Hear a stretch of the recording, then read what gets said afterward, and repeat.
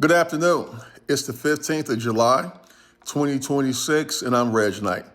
A couple of political notes to report.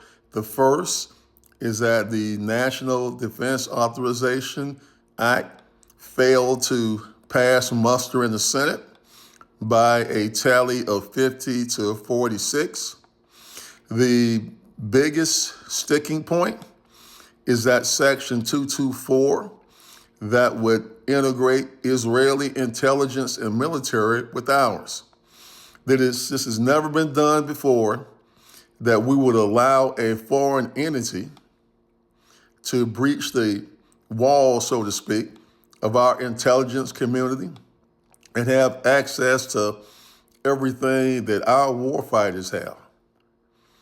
A lot of congressmen, a lot of senators, even those on the Republican side, have grave concerns about that. I expect that to be a sticking point for some time to come. And once that section is removed, it has a fairly decent chance of passing, even though they're asking for $1.15 trillion. The second point, which is not such good news, is that the SAVE Act passed in Congress by one vote. You may well know that the SAVE Act would have more stringent requirements on citizens casting their ballot. It would require you to have a passport, voter ID, real ID, a birth certificate in order to cast your vote at the polls. And to heap more grief on top of the populace, Trump is considering increasing the amount of money you pay for a passport to an exorbitant fee, putting that out of the reach of a lot of voters and eliminating their possibility of voting for the candidate of their choosing. So we'll see where that goes, because there's a lot of things that he's doing right now to try to monkey in this midterm election, which he knows, if it's fair, if it's equitable, which we've had over the last 250 years, that he will lose.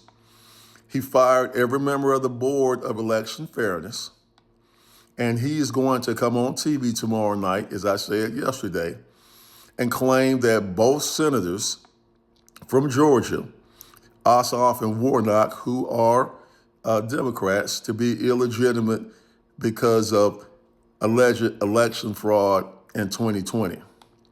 He has tried over 60 times in federal court to throw this lie of election fraud, and he's been rejected every single time. But he is going to try it, to try to instill that idea of, is this really fair, into the voting public, and then just make sure some people that he knows that aren't going to vote for him not have the ability to vote at all. So we have a little bit of good news and a lot of bad news. We have to continue to fight the good fight. And of course, you, the public, have to get out and vote in droves come November.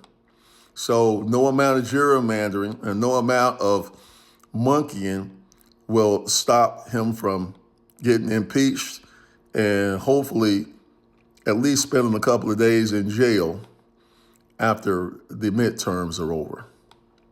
I hope you're having a great Wednesday. It's super hot here in Las Vegas, so I'm gonna get my errands done and come back inside and do some things I need to do. And I hope you guys will do the same. You know, as former President Barack Obama said in his opening address for his library, America has been through tough times before, and he named a few. I think this is the toughest stretch we have ever had to deal with in the 250-year history of America. We will get through it. I look to two things. First of all, taking a drink of bourbon on that day.